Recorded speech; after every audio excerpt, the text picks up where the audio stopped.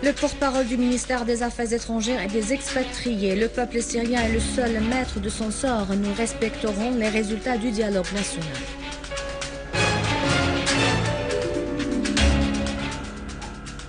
Mokdessi, la Syrie fait l'objet d'une campagne médiatique extérieure sous prétexte de l'utilisation par Damas d'armes de destruction massive.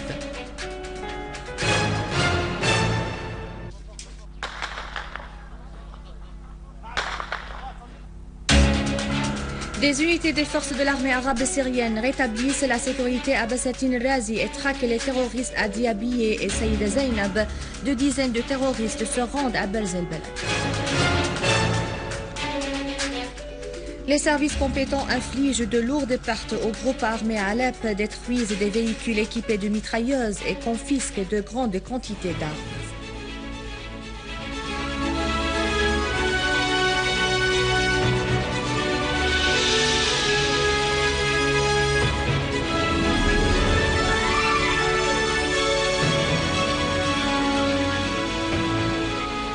Bonsoir, tout de suite le journal. Le ministère des Affaires étrangères a affirmé avoir suivi la campagne médiatique et politique extérieure contre la République arabe syrienne.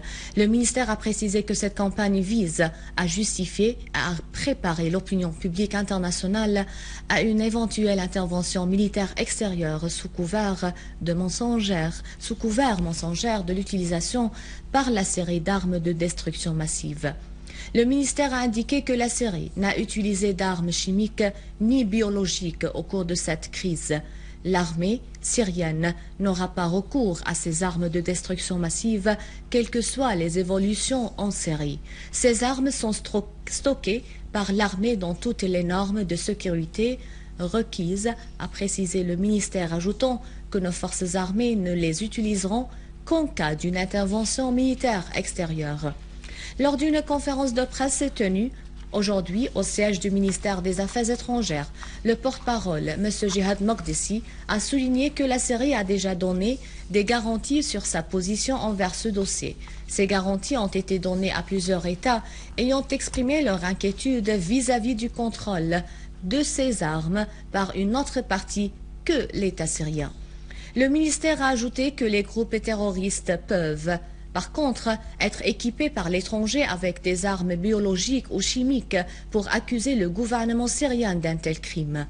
La Syrie, qui a subi une guerre de propagande politique et médiatique, demande à toutes les parties qui s'inquiètent de la situation en Syrie de cesser leur campagne de désinformation et convaincre les groupes armés de recourir au dialogue politique afin de trouver une issue à la crise sur les bases du plan de l'émissaire spécial de l'ONU, Kofi Annan.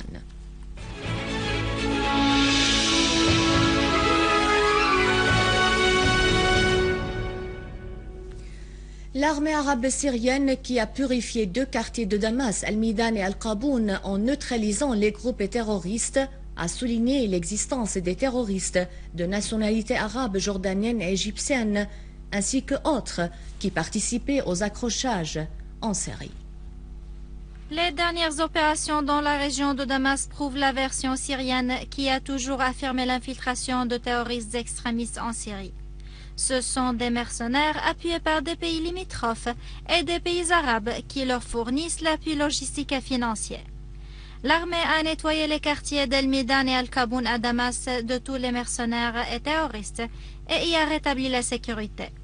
Cette opération a permis de dévoiler la présence sur le terrain en Syrie de dizaines de terroristes de nationalité turque et tunisienne, infiltrés à partir de la Turquie pour porter atteinte à la sécurité des Syriens. Certaines agences de presse occidentales ont noté l'infiltration de plus de 150 mercenaires de différentes nationalités arabes et africaines qui ont tenté de contrôler le poste frontière de Bab el-Hawa entre la Syrie et la Turquie. L'agence France Presse a précisé que ces mercenaires appartiennent à des confessions extrémistes et sont armés de mitrailleuses lourdes et de lance-roquettes. De même, le quotidien britannique Times a signalé que les soi-disant révolutionnaires en Syrie ne sont en fait que des mercenaires financés, entraînés et armés par des États hostiles à la Syrie en vue de semer le chaos et l'insécurité dans ce pays. Et à Idlib, les forces de l'ordre ont arrêté un groupe terroriste armé dans la région Al-Rouj. Le groupe terroriste a subi de lourdes pertes et 5 de ses membres, Mohamed El-Beik, Khaled Issa, Abd El-Majid Jadouh, Nassif Al-Ahmad et Satouf Ramadan ont été tués. Et les services compétents à Deir ez-Zor ont poursuivi hier soir la traque des résidus des groupes terroristes armés dans les quartiers Al-Hamidia et Deir el-Atiq, leur infligeant de lourdes pertes. Citant une source du gouvernorat, le correspondant de l'agence syrienne SANA a indiqué que les services compétents ont confisqué des armes qui étaient en possession des terroristes. Et les gardes frontières ont déjoué des tentatives d'infiltration de groupes terroristes à partir des territoires libanais dans plusieurs endroits de la région de Tel Kalach, dans la banlieue de Homs. Cité par l'agence SANA, une source préfectorale a souligné que les groupes terroristes avaient tenté de s'infiltrer et de transporter des armes à dos de mule à partir de la localité d'El Bira au Liban vers la Syrie, à Al-Tahouni, à Halat, Al-Din, Adlin et Taibat Al-Shahm.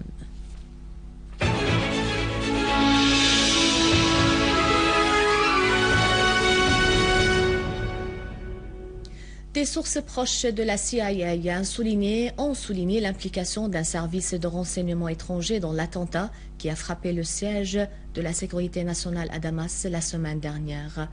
Cet attentat n'a pas été exécuté par une voiture piégée utilisée par un groupe terroriste armé.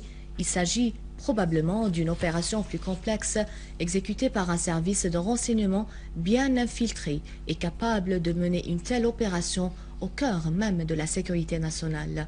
Certains indices se dirigent vers l'implication de la Turquie dans cette affaire.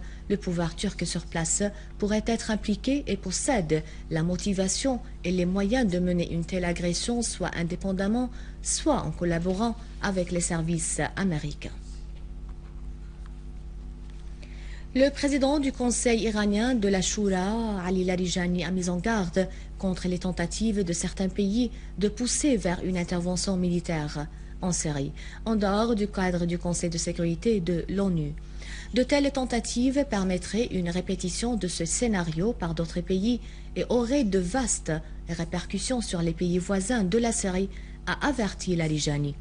Si un pays qui n'est pas en mesure d'obtenir l'approbation du Conseil de sécurité se donnerait le droit de lancer une attaque contre la Syrie avec la participation de quelques autres pays, cela signifie que tous les États auront le droit de le faire et par conséquent, il y aura différents champs de bataille et différentes volontés, a-t-il poursuivi.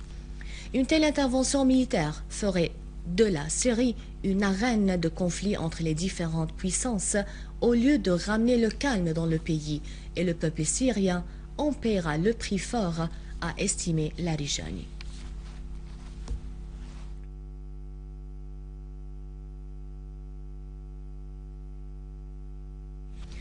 Le ministre de l'Électricité, Imad Khamis, a qualifié de dépourvu de tout fondement les nouvelles propagées par certains médias tendancieux.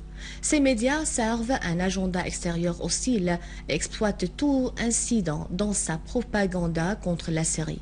Dans une déclaration faite à Sanaa, le ministre a souligné que certaines ruptures dans les régions de Damas, Daraa et Souaïda ont été du fait de pannes graduellement réparées. Il a affirmé que le courant a été rétabli dans ces régions quelques heures après la panne.